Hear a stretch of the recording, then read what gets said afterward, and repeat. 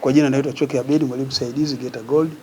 Tumekuja hapo kwenye kikao kuzungumza maandalizi baada ya kupoteza mchezo wetu wa Lindi. Tumefanya maandalizi na masahisho na kurudisha vijana katika uhalisia wao baada ya kupoteza mchezo huo. Nasema tuko vizuri na tumejiandaa. Tuna shida na pointi hizi 3 ambazo ni muhimu zitatusaidia katika mbio zetu za malengo yetu ya kupanda ligi kuu. Asante sana.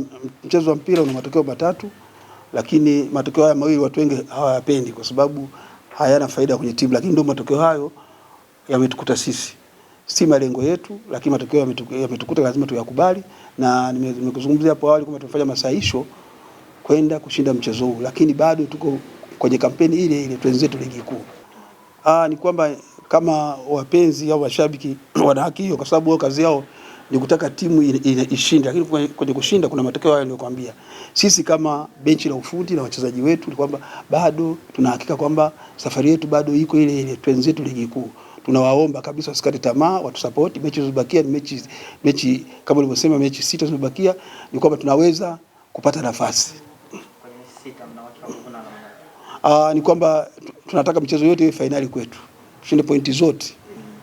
Ni kweli hivi sasa asilimia tulionayo asilimia 95, kwa sababu na watu ambao wako mbele yetu na wenyewe watakwenda kucheza michezo, na bado kuna michezo migumu, kuna wengine watakuja tutapambana nao sisi.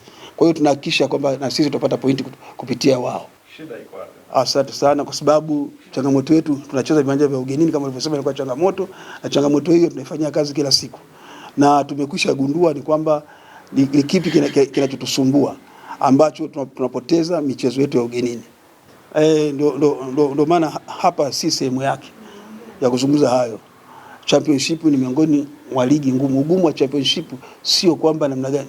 Ugumu wa championship ni viwanja vya ugenini, hususan unapocheza na mtu ana malengo kama wewe. Ndio ugumu wake. Hujuma zipo ndani. Ndio, kuna hujuma nyingi ndani ya championship.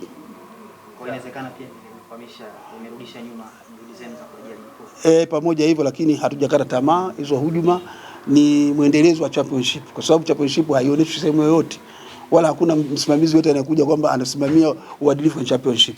Hilo ndio tatizo kubwa la championship. Kwanza niwaombe radhi sana kwa matokeo yaliyotokea katika mchezo wetu wa ugenini Lindi, na niwaombe kwamba wasikate tamaa. Sisi tuko nao bega kwa bega, waendelee kutusupport. Ligi haijaisha. Waendelee kutusupport. Tunawaahidi kwamba hatuwezi kuwaangusha.